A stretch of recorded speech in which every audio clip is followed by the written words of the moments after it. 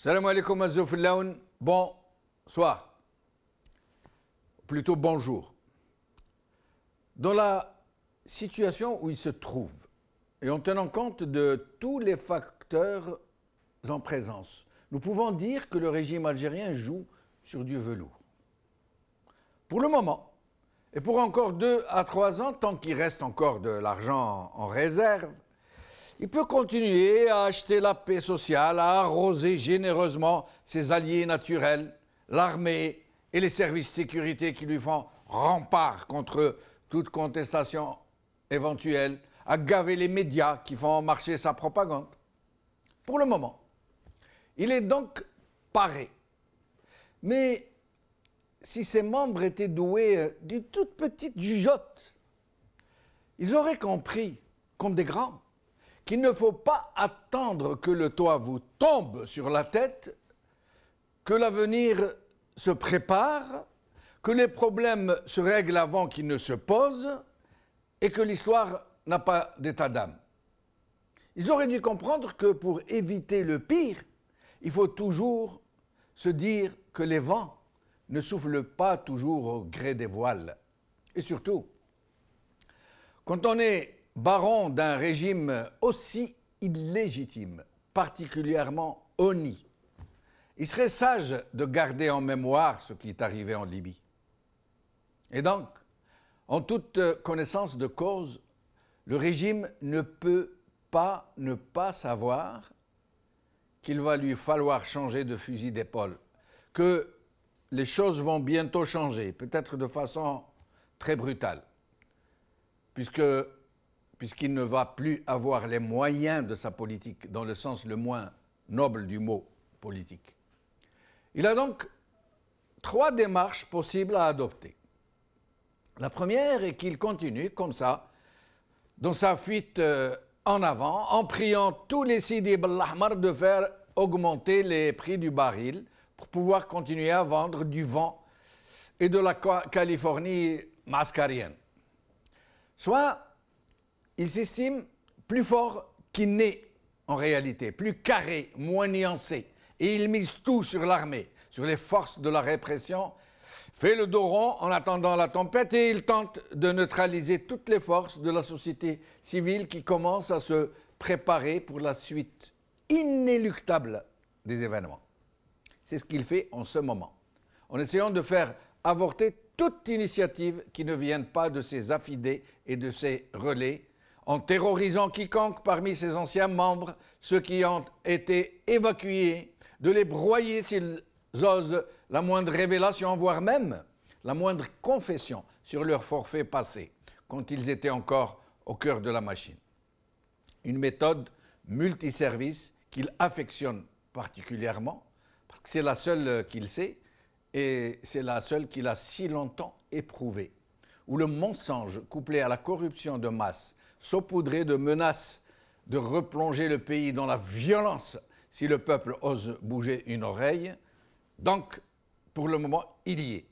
Et c'est là une démarche qui montre bien que ce régime n'a pas réussi à sortir de sa chrysalide de brutalité, malgré tout l'argent dont il a disposé.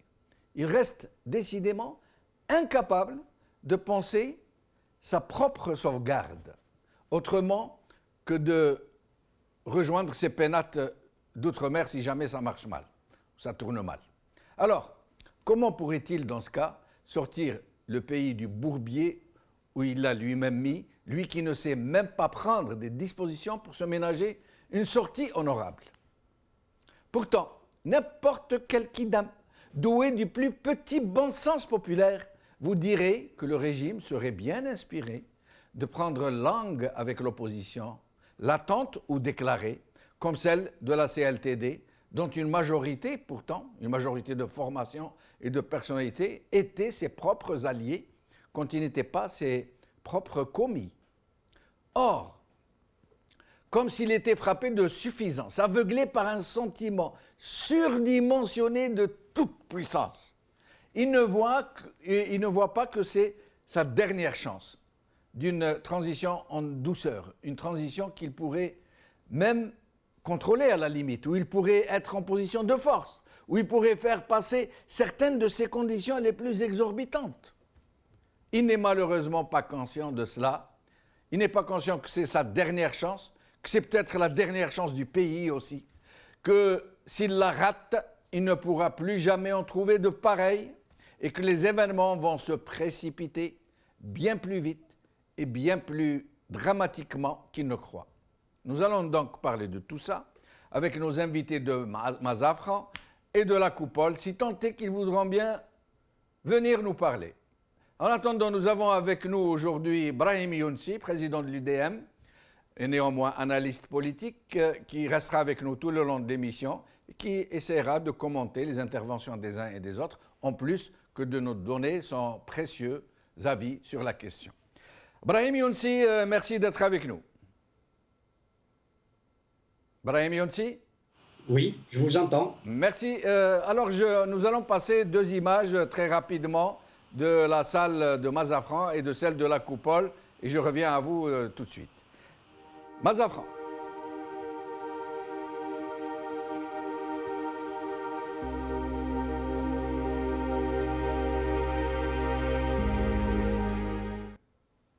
Un peu rikiki, non? Vous ne trouvez pas?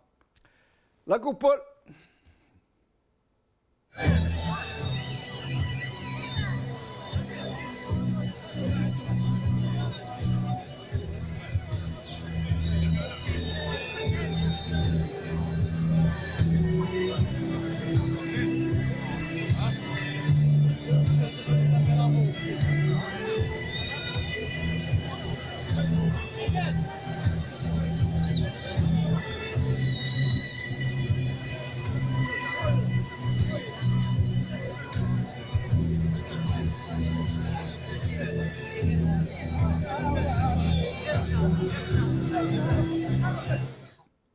Alors, Brahim Younsi, une salle de Mazafran toute petite, avec très peu de gens, finalement. Et la salle de la Coupole, très grande et pourtant hyper bondée. Et pourtant, on dit que les gens de la CLTD représentent l'opposition, donc représentent le peuple, et que celle de la Coupole, le FLN, ne représente que le régime. Comment se fait-il qu'une salle soit aussi vide et que l'autre soit aussi pleine? Je n'ai pas vu les images, oui. Mais à la décharge de la CLTD, je ne la défends pas toujours, au contraire, mais je vais la défendre sur ce fait-là. La CLTD, ce n'est pas un meeting, il faut le dire. La CLTD n'a pas convié les Algériens à venir assister ou participer à un meeting. La CLTD a invité des gens. Et elle avait déjà annoncé la couleur, je ne sais pas combien de personnes il y avait dans la salle, mais elle avait invité 400 à 500 personnes. Ce qui, évidemment, relativement, apparaît, je reprends votre mot, rikiki par rapport à ce que vous avez vu, ce que je n'ai pas vu à la Coupole. La Coupole, c'est un meeting, et c'est un meeting qui est organisé par le premier parti, entre guillemets, du pays. C'est le parti du pouvoir, le FLN, qui, lui, a tous les droits, tous les moyens d'organiser ce type de rassemblement qui est interdit à d'autres partis politiques. Si vous me permettez une comparaison, là encore, je défends le RCD, avec lequel je ne suis pas d'accord, à l'exception de deux ou trois choses, à savoir que l'Algérie doit fonctionner selon un mode démocratique, mais un mode démocratique qui doit respecter les valeurs fondamentales de la société algérienne, des Algériens, de l'Algérie, de son histoire et de ce qu'elle veut devenir. Le RCD a organisé il y a quelques semaines un meeting à la salle Atlas, à Bab el Oued. Je crois qu'il a rempli la salle. Et la salle comporte pas mal de place. Je veux dire que quand on permet, on donne la possibilité à certains partis qui se revendiquent de l'opposition, quel que soit leur itinéraire ou leur parcours ou leurs alliances passées, peut-être à venir, j'en dirais un mot, peuvent remplir des salles. Je pense que l'idée de l'opposition, moi je le crois, et je le crois fermement, et n'étant pas sur place hélas, que l'idée de l'opposition au pouvoir est majoritaire dans notre pays. Peut-être y a-t-il un problème, et vous l'avez dit, avec la CLTD, qui n'a pas une bonne image, il faut le dire comme cela. Elle n'a pas une bonne image, vous l'avez dit, certains sont issus du pouvoir, certains ont fonctionné avec le pouvoir, ont soutenu le pouvoir notamment au moment du coup d'État, etc. La population est un peu réticente, ne sait pas comment aujourd'hui traiter ces gens qui se déclarent eux-mêmes des dissidents du pouvoir. Vous avez dit tout à l'heure, vous avez parlé tout à l'heure dans les points que vous avez évoqués, le pouvoir algérien, vous avez évoqué les trois typologies qui pourraient survenir, etc. Le pouvoir a toujours la possibilité, il l'a toujours fait d'ailleurs, de débaucher des gens supposés être de l'opposition ou dans l'opposition. Cela a toujours été fait. Depuis les années 60. Le Boumdine a fonctionné de cette façon-là. Il a récupéré un certain nombre de mouvements politiques, y compris le Parti communiste, le PAX. Il a récupéré un certain nombre de partis, il a récupéré un certain nombre de personnalités politiques qui étaient dans l'opposition, et je ne vais pas donner des noms, ils sont nombreux. Je pense que le pouvoir s'est toujours recyclé. Et il a toujours aussi la possibilité aujourd'hui de se recycler à travers le débauchage ou la récupération d'un certain nombre de partis qui, à mon avis, attendent un claquement de doigts pour rejoindre le pouvoir.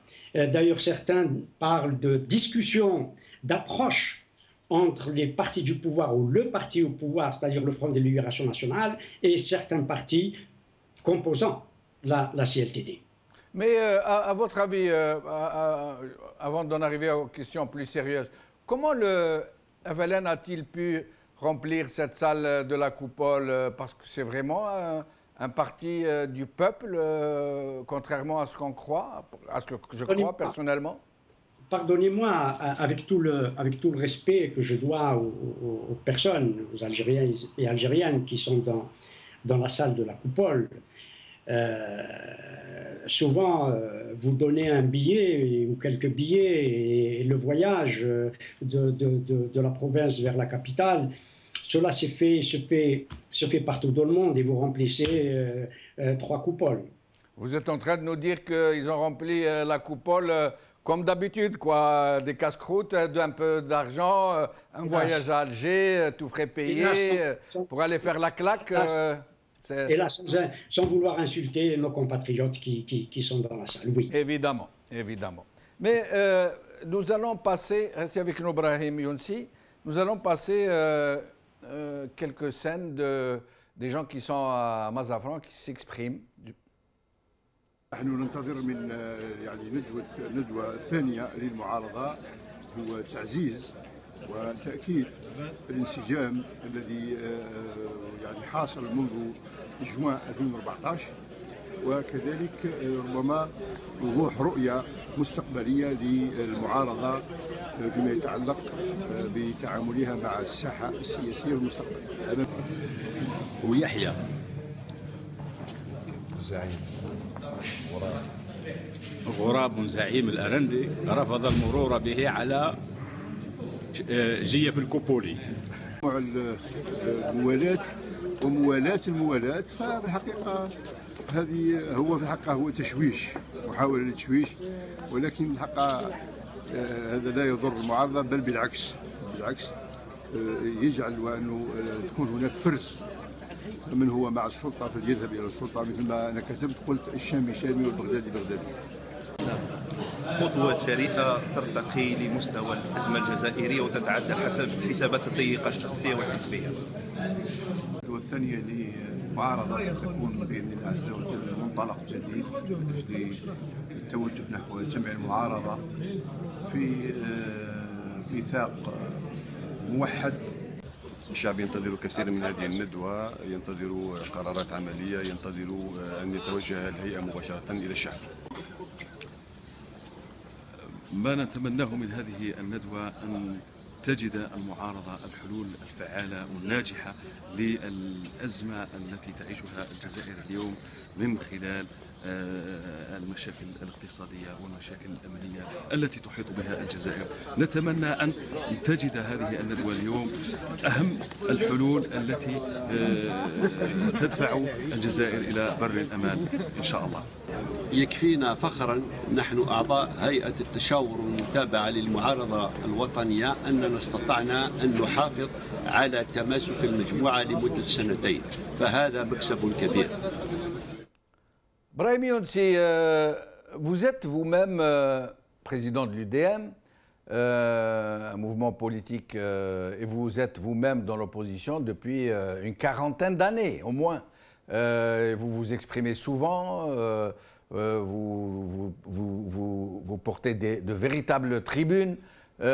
Pourtant, vous n'avez pas été invité vous-même, et d'autres avec vous, très nombreux, qui sont vraiment dans des dynamiques d'opposition ou du moins de proposition et qui tous ont été écartés. Pourquoi, selon vous? Est-ce qu'il y a eu des critères de sélection pour participer à cette conférence ou est-ce que ça s'est fait comme ça, à la louche?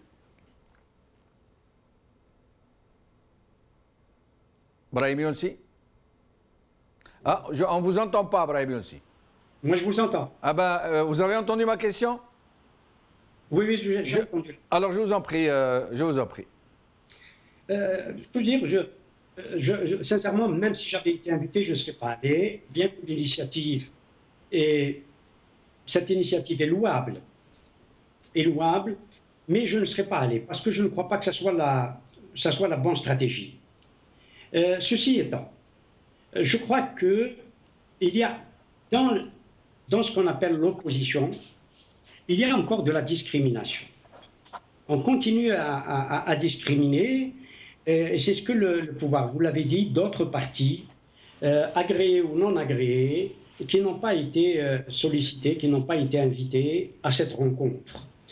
Or, si l'on veut avoir une démarche, il y a une opposition, et une opposition qui est sans concession à ce pouvoir. Elle est sans concession à ce pouvoir sur plusieurs points, et notamment un, à savoir leur existence. Et que ce n'est pas au pouvoir de déterminer leur existence. Or, depuis 1989, c'est le pouvoir qui dit qui doit exister et qui ne doit pas exister. Qui est légal ou qui est illégal. Et quant à nous, nous nous honorons d'être illégaux et d'être hors la loi, parce que nous rejetons totalement la loi sur l'agrément des partis, la loi relative aux partis politiques, qui est une loi liberticide. L'association des Algériens entre eux, en vue d'exercer un droit fondamental qui est celui de faire de la politique, n'a d'agrément à demander à personne. 3 Algériens peuvent devenir un parti politique, c'est à eux de convaincre les Algériens de les suivre ou de ne pas les suivre, de voter pour eux ou de ne pas voter pour eux. Brahim Younsi, je vais vous interrompre parce qu'on a vraiment de gros problèmes avec Alger, mais je vous demanderai donc de poursuivre juste après ce que vous êtes en train de dire. Avec nous, Ali Benouari, que nous avons réussi donc à joindre. Ali Benouari, merci d'être avec nous. Bonsoir, Sidi Mendine. Bonsoir. Alors, vous êtes donc en plein travaux. Dites-nous un peu ce qui se passe et comment ça se passe. C'est une conférence élargie beaucoup de personnalités politiques, beaucoup de partis agréés, beaucoup de partis non agréés, beaucoup d'associations, des représentants du mouvement associatif. La grande kermesse, la grande fête de l'opposition. Je veux dire, on peut voir les choses comme ça, mais plus sérieusement, on discute dans la lancée de Mazafran, de la plateforme Mazafran, qui est un peu l'éclairage qui guide un peu nos actions. Nous allons sortir avec des résolutions, de bonnes résolutions, qui confortent le processus qui a été entamé à Mazafran, mais qui l'élargit d'abord parce qu'il y a plus de gens, il y a plus de gens convaincus aussi, plus ouvertes sur la société civile. Mais Ali Benouari, excusez-moi de vous interrompre. Ali Benouari, excusez-moi. Oui. J'aimerais vous poser une question assez délicate, j'allais dire. Vous dites que c'est une grande rencontre, que vraiment c'est Mazafran 2 est vraiment de très loin mieux que Mazafran 1. Pourtant aujourd'hui, il y a de grands absents. Mohsen Belabbas, Hamrouch, Sifi, Kamal Gmazi, Bourga'a, Rosali, Talb Ibrahimi, Salim Salhi et d'autres. Est-ce que vous pourriez Salim Salhi est là. Oui. Salim Salhi est là. Bourga'a a envoyé un message.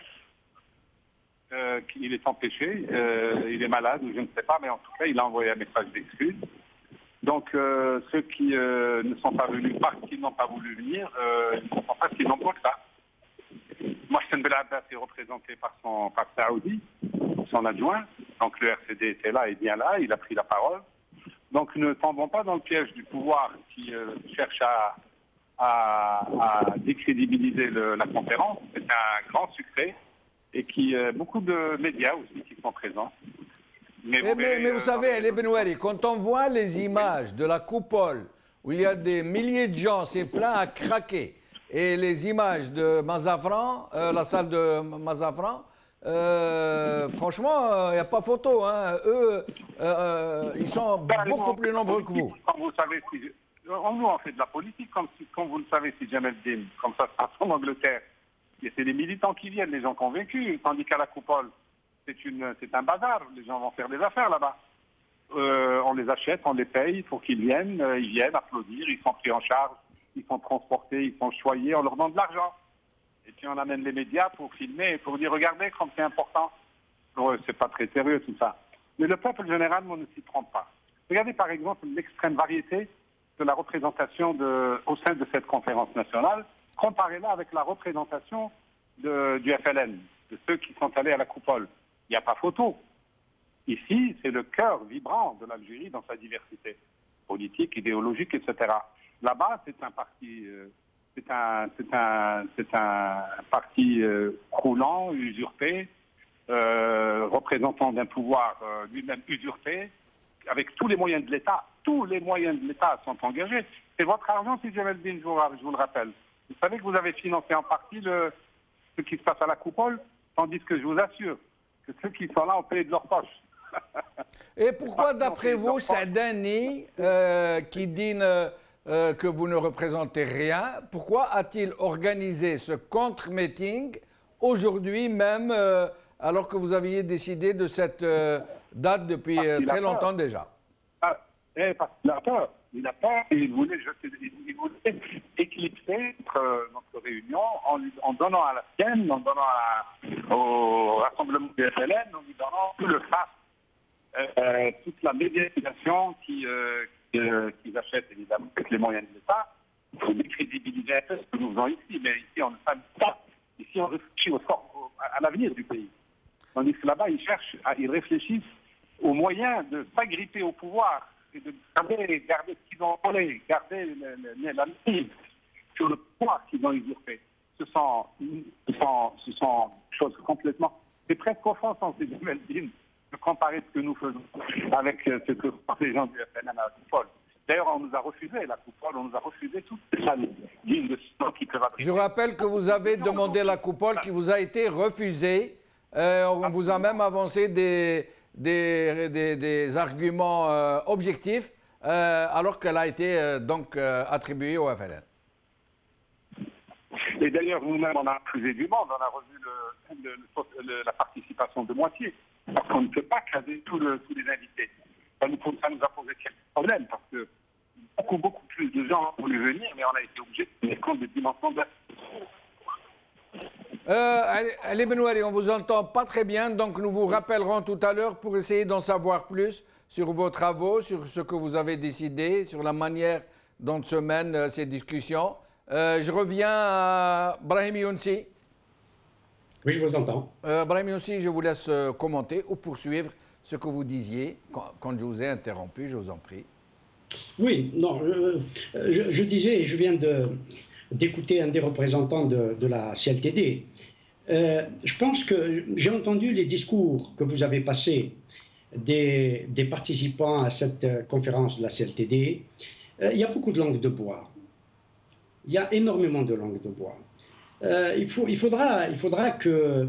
La langue de bois en Algérie est la vraie langue nationale, hein, je vous rappelle. Hélas, mais je crois qu'il faut absolument que certains d'entre nous, j'espère en être, de rompre avec la langue de bois et de dire les choses. Je ne dis pas de dire la vérité, mais de dire les choses telles que nous les vivons nous-mêmes dans nos propres organisations, ou que nous les vivons nous-mêmes, et les arrière-pensées que nous avons. Parce que tous ceux qui sont à la CLTD, et tous ceux, enfin je parle des dirigeants du FLN, ont tous des arrière-pensées. Pour les uns veulent sacrifier au pouvoir, mais les autres veulent le pouvoir, indéniablement. Parce qu'ils ont tout un champ, bien sûr avec certaines restrictions, mais ils les ont acceptées. C'est ça qui est dommage, parce qu'ils ont accepté ces restrictions en demandant l'agrément au pouvoir. Ça, c'est dommageable. Mais ils ont toute la société à convaincre, à travailler dans la société et à ne pas regarder simplement du côté du pouvoir. Je crois que la CLTD est en train je répète encore une fois, pour être clair, que une telle initiative, et ce n'est pas la première dans la vie de l'opposition, et la vie de l'opposition qui a commencé en 1962, des alliances et des mésalliances ont été faites par l'opposition algérienne, qui ont toutes, hélas, échoué. Dans l'une des dernières que j'ai personnellement vécues, a éclaté quelques mois après avoir été faite. Ce que je veux dire pour la CLTD, et cela aussi, parce que les gens regardent vers le Mouradia, mais ne regardent pas vers la société, et c'est dans la société qu'il faut travailler.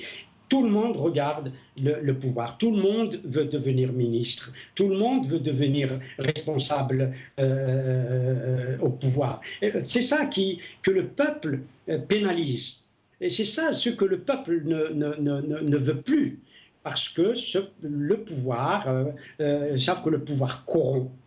Ils savent que les gens qui veulent le pouvoir, pour certains d'entre eux, bien sûr qu'il y a des gens honnêtes, qui sont là parce qu'ils ont des convictions politiques, parce qu'ils ont des convictions idéologiques. Et cela, c'est dommage. Le pouvoir, nous le connaissons, le système, nous le connaissons. Nous l'avons disséqué nous le disséquons comme depuis des décennies. Nous savons qui est le pouvoir. Avons-nous encore besoin d'analyser le pouvoir Moi, je regarde du côté de l'opposition, ce qu'elle fait et ce qu'elle ne fait pas, qui elle est et comment elle est et quelles sont ses idées. Mais Brahim Younsi, expliquez-moi une chose que moi, je n'arrive pas à comprendre personnellement. Nous ne sommes pas dans une situation normale où, à la limite, les gens font de la politique, un peu comme dans ces pays où ça se passe à peu près normalement. Nous sommes dans une situation de détresse. Sauf que les gens ne le savent pas, ne le voient pas, parce qu'ils ont été anesthésiés par de l'argent, par un flot d'argent, parce que le pouvoir maintenant a de grosses catégories sociales qui sont devenues ses alliés naturels, parce qu'elles mangent au râtelier. Mais la vraie situation est que c'est une situation de péril imminent. Ça veut dire que normalement, on ne fait pas dans la politique politicienne, on fait dans les sapeurs-pompiers. Ça veut dire qu'il faut se préparer à éteindre un énorme incendie. Et vous savez très bien, Brahim aussi, que je n'exagère rien, que l'avenir est très sombre. Pourquoi l'opposition ne trouve-t-elle donc pas les voies et moyens pour essayer d'abord de s'organiser de façon à sauver le pays. Une sorte de, j'allais dire, d'opposition de salut public d'abord, avant d'arriver à une histoire de choix idéologiques, de projets de société, etc. Pourquoi cette malédiction de ne pouvoir percevoir cette urgence d'un péril imminent? Oui, mais parce que vous le savez, c'est Jamaldine, vous le savez, les Algériens le savent, les yeux des uns et des autres sont rivés sur 2019. Qui va être le candidat? Quel candidat la CLTD va sortir? Chacun sait qu'il y a des problèmes à l'intérieur. C'est ça la vérité. Il faut que la vérité soit dite, pas la vérité, la mienne, celle que je perçois, celle qui me parvient, etc. Qu'il y a des problèmes dans la CLTD, que les idées des uns et des autres ne convergent pas, y compris sur le minimum. C'est cela qui fait que l'opposition perd énormément de temps. Cela ne veut pas dire qu'il faut refuser tous ceux qui étaient au pouvoir et qui viennent à l'opposition pour de vraies raisons, mais pas parce qu'ils ont été chassés du pouvoir et puis rejoindre l'opposition pour prendre des revanches. S'ils viennent avec de vraies idées d'opposition, avec des idées où la liberté prime, où la démocratie prime, où ce n'est pas ce type de zaïmisme, je viens du pouvoir, j'ai occupé des fonctions ministérielles ou les plus hautes fonctions de l'État, je viens, laissez-moi la place, c'est moi qui dois représenter, c'est moi qui dois... Restez avec nous, Brahim Younsi, je vais revenir à vous et je vous demanderai de répondre à ma question qui est pourquoi l'opposition n'arrive pas à s'organiser de façon à faire face au péril, à faire en sorte que son action soit proportionnelle au péril que court la nation plutôt que de sombrer dans de vaines gesticulations. Je reviens à vous. Je reçois à présent Rachid Nekez qui est avec nous au téléphone. Rachid Nekez. Oui, salam alaikum. Alaikum salam, merci d'être avec nous, Rachid Nekez. Vous êtes donc à Mazafran? Tout à fait. Alors, merci de nous dire ce qui s'y passe, comment ça se passe, qu'est-ce que vous espérez, est-ce que ça se passe bien? Alors, tout d'abord, il fait très beau, alhamdoulilah. Deuxièmement, les invités sont de très haute qualité, alhamdoulilah. On a vraiment toutes les tendances politiques du pays qui sont représentées et cela, c'est une très bonne chose. Enfin, troisième chose, il faut miser sur la durée, sur le temps. Les prochaines grandes élections auront lieu en théorie en 2019, donc il faut se donner le temps pendant les 3 prochaines années de mettre en place un programme commun de l'opposition et je suis favorable à ce que l'opposition se mette d'accord pour élire un candidat unique qui va présenter un programme unique devant le peuple algérien. Donc il faudra du temps, il ne faut pas être pressé. Inch'Allah, j'espère que ça pourra aboutir à l'examen. Alors, Rachid Nekez, vous pensez sérieusement que le pays a largement le temps de faire de l'opposition à long terme, de voir aussi loin, qu'il ne va rien se passer, que tout se passe bien dans le meilleur des mondes? Vous savez, depuis l'indépendance, il y a eu 54 ans. Il s'est passé beaucoup de choses. 3 coups d'État, des révolutions, des massacres. Je crois qu'on peut attendre 3 ans de plus sans stresser. Et quels que soient les événements qui vont se produire, je crois qu'il ne faut pas sombrer dans la dictature de l'actualité. Il faut parfois prendre du recul, être patient et construire quelque chose de solide, car ça ne servira à rien d'aller trop vite, car si on va trop vite, on ira droit au mur et il y en aura un seul qui sera perdant, c'est le peuple algérien. Parce que les responsables politiques ont toujours leur salaire, ils ont toujours leur maison, ils ont toujours leur famille, mais le peuple algérien mesquin, il n'a ni avenir, ni perspective. Donc je crois que 3 ans, c'est pas long par rapport aux 4 années qu'on vient de perdre pour rien. Rachid Nekez, alors 2 questions en une. D'abord, est-ce que vous pensez que, comme vous venez de le dire, que la CLTD pourrait se mettre d'accord éventuellement sur la possibilité de désigner un candidat unique pour les prochaines présidentielle, et d'un. Et de deux, est-ce que vous pensez qu'elle pourrait seulement décider d'une direction collégiale de la CLTD qui pourrait représenter de façon fonctionnelle, et non pas seulement organique, la CLTD? Je crois très sincèrement que si les responsables politiques algériens de l'opposition mettent de côté leur ambition politique personnelle et pour une fois essayent véritablement d'avoir une ambition collective pour le pays qui s'appelle l'Algérie, pour le peuple algérien, pour la jeunesse algérienne, je crois sincèrement que non seulement elle pourra être en mesure de présenter un seul candidat lors des prochaines présidentielles de 2019, mais aussi de se mettre d'accord sur un programme commun qui va reposer sur le plus petit dénominateur commun, et en l'occurrence la mise en place d'un État de droit.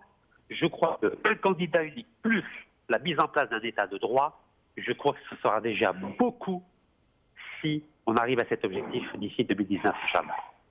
Merci Rachid Nekaz, en espérant vous revoir bientôt, et nous essaierons de vous recontacter de nouveau. Je reviens à Brahim Younsi, d'abord pour répondre à la question que je vous posais, et aussi, ensuite pour commenter ce que vient de nous dire Rachid Nekaz.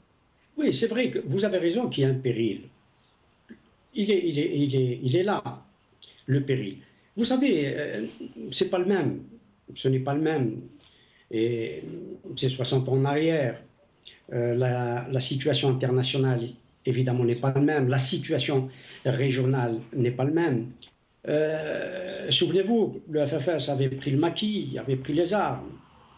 Et au moment du conflit armé avec le Maroc, le FFS a rejoint le front, a rejoint le pouvoir. Est-ce que c'est cette perspective-là qu'il faut privilégier? Sincèrement, je ne le crois pas. Est-ce que le pouvoir, même en situation de péril, va faire un pas vers l'opposition? C'est ce que je disais un peu tout à l'heure, c'est pour débaucher quelques partis, quelques personnalités, celles qui ont quitté la bergerie reviennent dans la bergerie, etc., etc. Les choses se passeraient de cette façon-là. Et ce qui vient d'être dit par Rachid Nekaz m'inquiète. Il m'inquiète beaucoup. Parce qu'on part du principe que le système algérien est un système démocratique qui respecte les élections. Et on prétend que l'Algérie, c'est un pays où il y a des élections. Cela m'inquiète beaucoup. Parce qu'il n'y a pas d'élections en Algérie. Y a-t-il eu jamais, depuis 1962, à l'exception du référendum, une élection qui ait été transparente et juste? Celle des législatives de 91, vous pensez qu'elles aient été truquées aussi? Non, je parle de celle de 62 et de celle de 91-92. Oui. Qui ont été les seules. Est-ce que l'on continue comme cela, des gens qui prétendent vouloir s'opposer au système et penser et croire et faire croire que c'est par des élections dans ce système-là, avec un parti du FLN qui vient de montrer, entre guillemets, sa force par tous les moyens, et notamment les moyens de la, entre guillemets, avec tout le respect encore que je dois aux gens, de la corruption.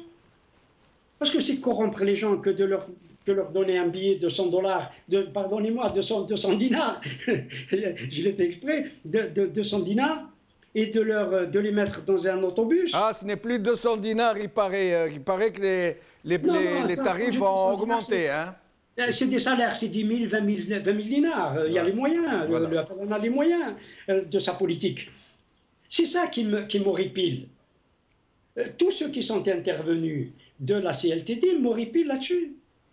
Ils pensent. Alors nous allons vous en passer d'autres, Brahim Younsi, restez avec nous. Nous allons écouter Yassine Mahibahi et Abdelaziz Rahabi l'un après l'autre. C'est une première dans le sens où tous les partis, toutes les associations d'opposition, les partis qui sont agréés, les partis qui sont en attente d'un agrément, en tous les cas la société civile aujourd'hui, celle qui représente le pôle de l'opposition, se réunit aujourd'hui. C'est un événement important, c'est une alternative, ce n'est qu'un début, mais je pense que ces partis, ces associations et ce mouvement ont pris conscience de façon claire et nette, ont pris conscience qu'il faut trouver une alternative à ce pouvoir qui est là aujourd'hui et qui fait tout pour rester avec son illégitimité, donc voilà, donc je pense qu'aujourd'hui nous devons faire bloc, nous devons faire face plutôt contre ce pouvoir et toutes tendances confondues. Et aujourd'hui, le seul mot d'ordre, je crois que c'est le dialogue entre tous les mouvements, entre tous les partis, quelle que soit leur idéologie, parce que c'est l'avenir du pays qui compte. Qu'est-ce que vous pensez, qu'est-ce qu'il y a comme changement? Pardon d'avoir interrompu Yassine Mahibahi, nous avons Abdelrazak Mokri avec nous. Merci d'être avec nous, Abdelrazak Mokri. Vous êtes en direct? Oui. Ahlan wa marhaba. Ahlan bik. Alors, c'est Abdelrazak Mokri, qu'est-ce que vous pourriez nous dire? Abdelrazak Mokri? Oui. Tfadal, qu'est-ce que vous pourriez nous dire donc? Tfadal. Quelle est la question, s'il vous plaît? La question est qu'est-ce que vous pouvez nous dire sur Mazafran 2? Qu'est-ce qui se passe? Comment ça se passe? Est-ce que vous êtes content? Est-ce qu'il n'y a pas trop d'absents? Non, tout à fait. Je suis très content. C'est déjà une réussite. Du moment qu'il y a cette affluence, cette présence de la quasi-totalité de la classe politique de l'opposition, c'est les partis essentiels en Algérie, les personnalités politiques qui sont très actives sur le terrain, les associations de la société civile, il y a une présence très très importante, et aussi les discours, c'est-à-dire qui se sont succédés sur la tribune, étaient des discours de haut niveau de toutes les prestations, c'est-à-dire des discours patriotiques, des discours très éclairés, des discours qui ont une capacité très importante de perspective aussi et d'élaboration des visions. Je suis très, très content parce que finalement l'Algérie a une classe politique très éclairée, une classe politique qui sait de quoi il s'agit, qui sait comment travailler, qui sait travailler ensemble, qui sait comment aboutir à cette grande entreprise du travail ensemble, du travail en commun. C'est très très important. Déjà, c'est une réussite. Et on attend maintenant, c'est-à-dire la déclaration politique aussi, le texte qui va réguler, c'est-à-dire la façon de diriger et de gérer, c'est-à-dire le LISCO dans les jours à venir. C'est déjà une très grande réussite. Est-ce que vous pourriez, dans vos travaux, sortir avec une décision pour désigner des représentants de la CLTD de façon, non pas organique seulement, mais fonctionnelle, ça veut dire qu'ils pourraient agir au nom de toutes les formations qui font partie, une sorte de front de l'opposition. Est-ce que cela serait possible? Justement, le génie de cette grande entreprise que fait les partis politiques et les personnalités politiques, c'est de savoir, c'est-à-dire rester ensemble dans la diversité, sans pour autant qu'il soit nécessaire qu'il y ait quelqu'un, c'est-à-dire qui dirige cette instance, ou qui parle au nom de cette instance. C'est ça le gros génie, c'est ça qui est nouveau. C'est ça le renouveau du travail politique en Algérie. Et on a pu donc éviter par ce procédé, par cette manière de travailler, d'éviter, c'est-à-dire les guerres intestines qui se trouvaient au sein de la classe politique il y a des années et des années. Et on va continuer dans ce sens, on va continuer à travailler ensemble selon une direction collégiale et dans le sens du consensus, bien sûr.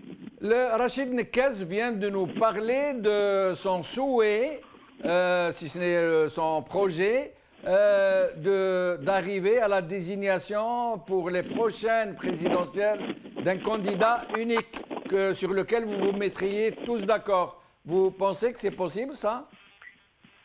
C'est faisable? Je pense que c'est trop tôt de parler des élections, d'éviter de parler des élections maintenant, parce que c'est une question très très importante, c'est-à-dire qui rentre dans la souveraineté des institutions de chaque parti politique sur sa décision.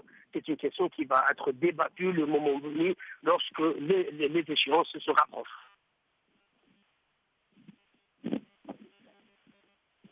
Allô? Allô? Vous êtes avec nous? Donc nous avons perdu Abdelrazak Moukari. Nous le remercions pour son intervention et nous espérons le retrouver au cours de la journée, sinon demain. Sinon nous avons avec nous Feta Sadat du RCD qui est avec nous. Pas très bien, mais bon, je fais un effort pour vous entendre. Nous vous entendons, Feta Sadat. Merci d'être avec nous. Madame Sadat? Là où je suis, donc... il y a un souci, il me semble. Est-ce que Feta Sadat nous entend, nous écoute? Feta Sadat? Non, malheureusement. Est-ce que Nassar est avec nous, mon confrère Nassar qui est sur les lieux? Non. Alors nous allons revenir à la vidéo où s'exprimait Yassine Mahibahi pour lui permettre de finir ce qu'il disait. Puis... Vous pensez que Mazafran 2 sera plus important par rapport à cette union dont vous parlez, donc l'union de l'opposition? Alors personnellement, je n'ai pas assisté à Mazafran 1 et j'étais très pessimiste par rapport à Mazafran 1. Mais entre Mazafran 1 et Mazafran 2, je pense qu'il y a cette, comme je vous ai dit, cette prise de conscience. Les choses ont évolué depuis et il y a eu une certaine maturité politique, on va dire ça. Ce qui fait qu'aujourd'hui, Mazafran 2 est différent dans le sens où l'engagement il est plus fort. Maintenant, reste à savoir si on arrive à sortir avec des résultats, avec des choses positives pour le pays. Monsieur Rahabi maintenant, Rahabi Abdelaziz. Rahabi Abdelaziz qui va s'exprimer aussi. Pour parler des problèmes que traverse l'Algérie, pour parler des craintes et des préoccupations des Algériens, et surtout pour proposer une solution de crise. Est-ce que vous pensez que l'opposition s'est réunie? Est-ce qu'il n'y a pas de division dans cette opposition? Non, je pense que c'est un acquis que l'opposition se réunisse, se consolide et s'élargisse ces 2 dernières années. C'est en soi-même un très grand acquis. C'est une première d'ailleurs dans l'histoire de l'Algérie, qu'une opposition qui comprend ce qu'on appelle les courants nationalistes, islamistes et laïcs puisse se réunir et s'entendre sur un SMIC politique. Voilà, donc nous arrivons à la fin de l'émission. Nous allons laisser Brahim Younsi conclure, nous dire si c'est de l'enthousiasme ou de la langue de bois, ce qu'il en pense d'une façon générale.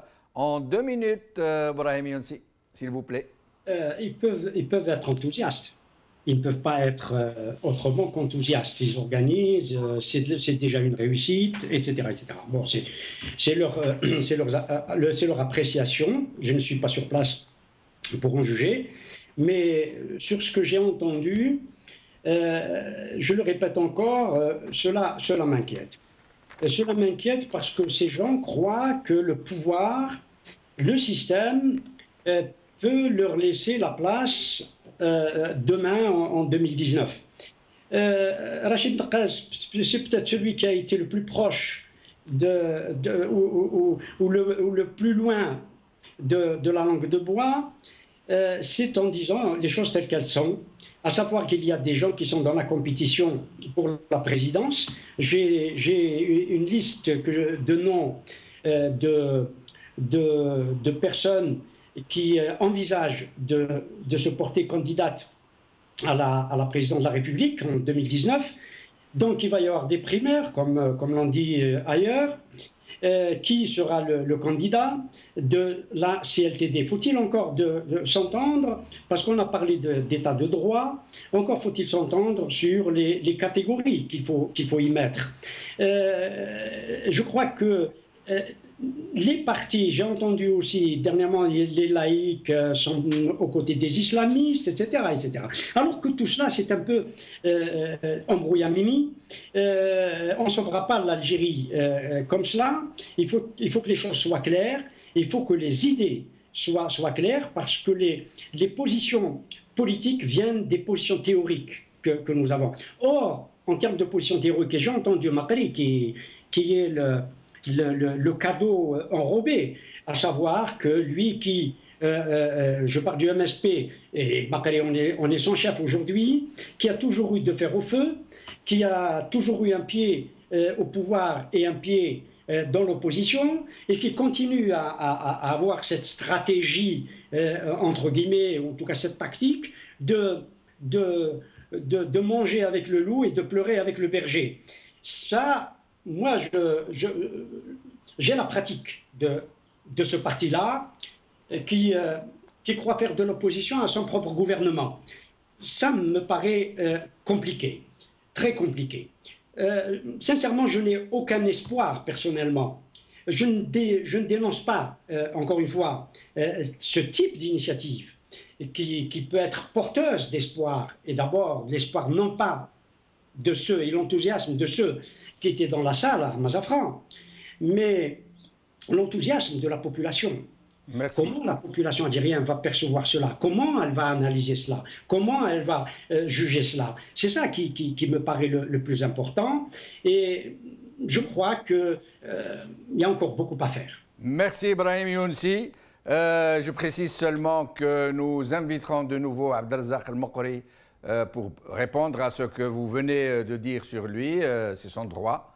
Donc je remercie Ibrahim Younsi de nous avoir accompagnés tout le long de l'émission, comme je remercie les divers intervenants qui nous ont donc parlé de cet événement.